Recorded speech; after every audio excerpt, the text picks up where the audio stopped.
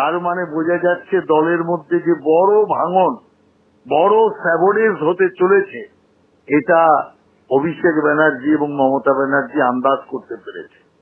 যে কারণের জন্য তাদেরকে এখন কর্মীদের সামনে মিউনিসিপাল ইলেকশনের সিটের গাজর ঝোলাতে হচ্ছে, যাতে ওই গাজরের টানে গাদা ছুটতে থাকে। অতএব এর থেকেই বোঝা যায় যে তৃণমূলের অবস্থা অন্দরে কতটা খারাপ। ভয় এতদিন জনগণকে দেখিয়েছে, এতদিন বিজেপিকে দেখিয়েছে, এখন নিজের পার্টির নেতাদের ভয় দেখাচ্ছে। প্রত্যাশিত ফল হলেই মিলবে পুরো পঞ্চায়েত ভোটের টিকিট। ভোটের 8 দিন আগে ভার্চুয়াল বৈঠকে পদাধিকারীদের ফর্মুলা অভিষেক বন্দ্যোপাধ্যায়। আরো বিস্তারিত জানতে কথা বলবো আমাদের প্রতিনিধি কৃষ্ণেন্দু অধিকারী আমাদের সঙ্গে রয়েছেন। কৃষ্ণেন্দু, অভিষেক বন্দ্যোপাধ্যায় ঠিক কি বার্তা দিলেন? দেখো, 2026-এর বিধানসভা ভোটে জেতার জন্য অভিষেক বন্দ্যোপাধ্যায় একটা ফর্মুলা প্রকাশ্যে এনেছেন এবং একটা শর্ত প্রকাশ্যে এনেছেন।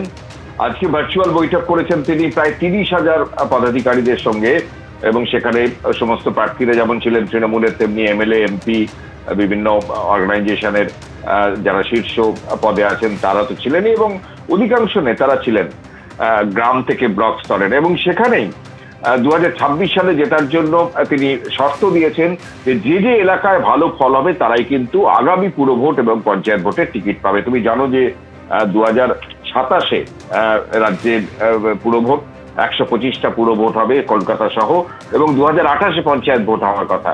এবং সেখানে স্পষ্ট আজকে অভিষেক বন্দ্যোপাধ্যায় জানিয়েছেন যে এই ভোটে কেমন রেজাল্ট করছে সেই সংশ্লিষ্ট জায়গার ব্যক্তিরা বা নেতারা, তার উপরই ভবিষ্যৎ নির্ভর করবে।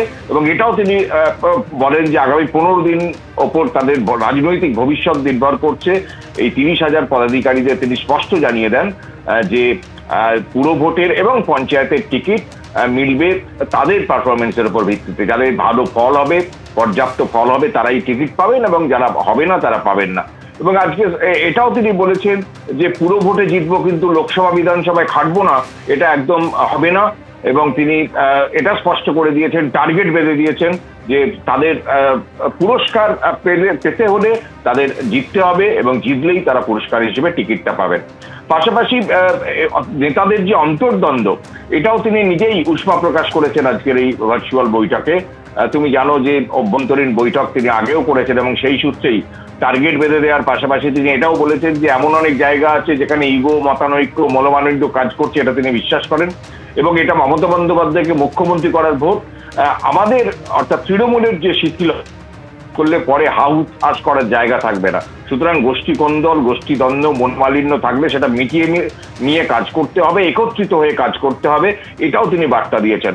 অর্থাৎ তৃণমূলের একটা মানে টিকিট পাওয়ার আগামী দিনে পুরো এবং পঞ্চায়েত ভোটে টিকিট পাওয়ার শর্ত হিসেবে সেই এলাকায় তাকে জিততেই হবে, এটা পাশাপাশি অন্তর্দ্বন্দ্ব দূর করার নির্দেশ দিয়েছেন। তবে এটাও কর্মীদের তিনি জানিয়েছেন যে গত মানে বিধানসভা নির্বাচনের তুলনায় ভোটের আসনে এবং ভোটের পার্সেন্টেজে তৃণমূল আরো ভালো ফল করবে, কিন্তু তারপরেও আরো ভালো ফল করার জন্যই আজকে টার্গেট বেঁধে দিয়েছেন তৃণমূলের সর্বভারতীয় সাধারণ সম্পাদক।